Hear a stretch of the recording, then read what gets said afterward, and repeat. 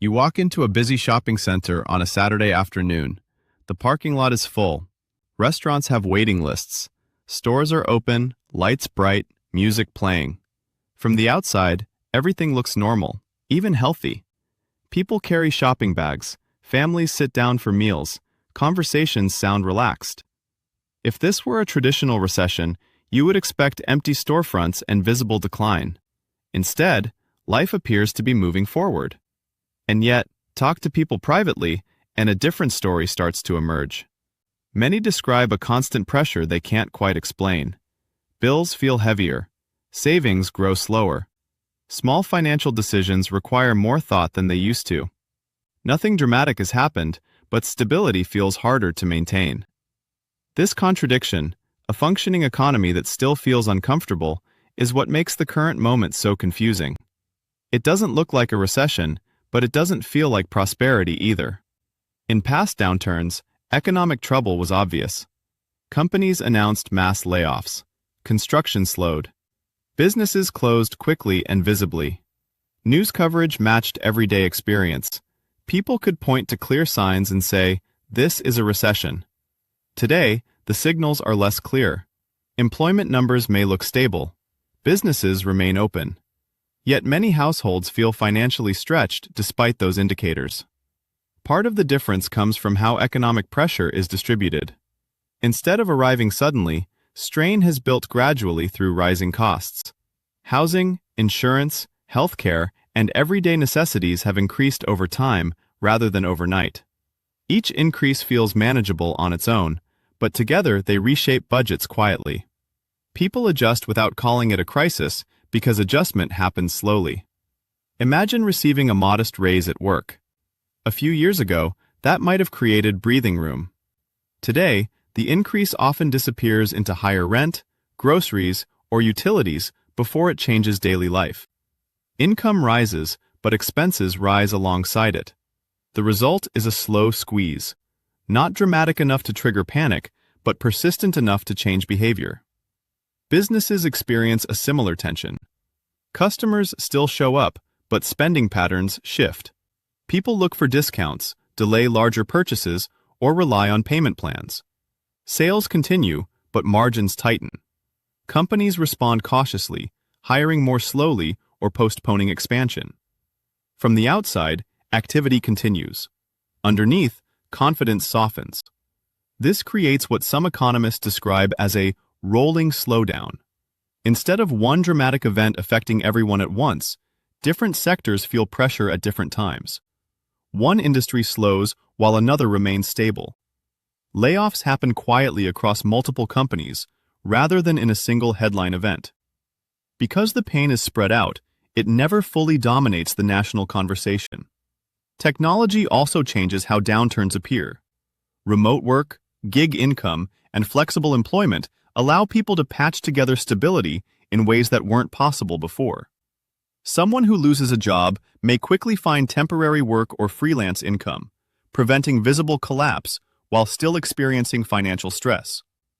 The system adapts, masking instability that might once have been obvious. At the same time, credit and financing options allow households to smooth over short-term pressure. Payment plans stretch expenses across months or years. Debt absorbs shocks that previously would have forced immediate lifestyle changes. This flexibility keeps spending alive and prevents sudden contraction, but it can also extend stress over longer periods. As a result, society enters a strange middle ground. Official data may not signal recession, yet personal experience feels uncertain. People hesitate to take risks.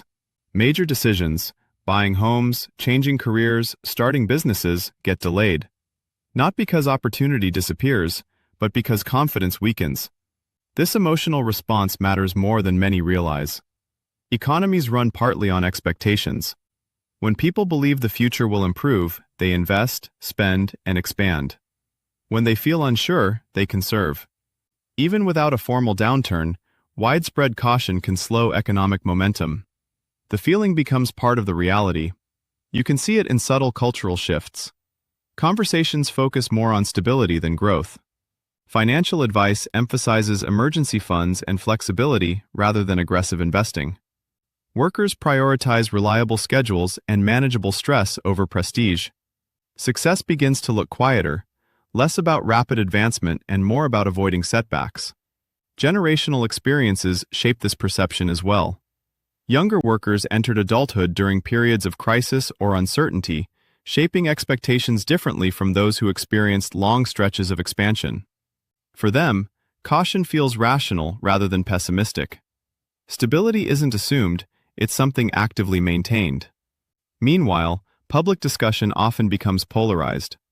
Some argue the economy is strong because key indicators remain positive. Others insist conditions are worsening because daily life feels harder. Both perspectives contain truth. The economy can function structurally while still feeling fragile emotionally. Statistics measure activity, but they don't fully capture lived experience. Over time, this disconnect creates frustration. People hear that conditions are improving while their own budgets feel tighter. The gap between official narratives and personal reality widens. Trust weakens, not necessarily because data is wrong, but because experience feels different from the story being told. And yet, this kind of economic period isn't entirely new. History shows moments when systems adjusted slowly rather than collapsing suddenly. Inflationary eras, technological transitions, and demographic changes often produce long stretches of discomfort without clear turning points. The economy evolves, but adaptation takes time. The real question becomes how long a society can operate in this in-between state. If pressure continues gradually, people adapt permanently. Spending habits change. Career paths shift. Businesses design around cautious consumers. What began as temporary adjustment becomes the new normal. That may be why this moment feels so difficult to define. It lacks the drama of crisis, but also the optimism of growth. Life continues, but with more calculation behind each decision. The economy moves forward, but confidence moves more slowly. So perhaps the issue isn't whether we are in a recession at all. Perhaps we are experiencing something harder to label. An economy that still works, but feels less rewarding.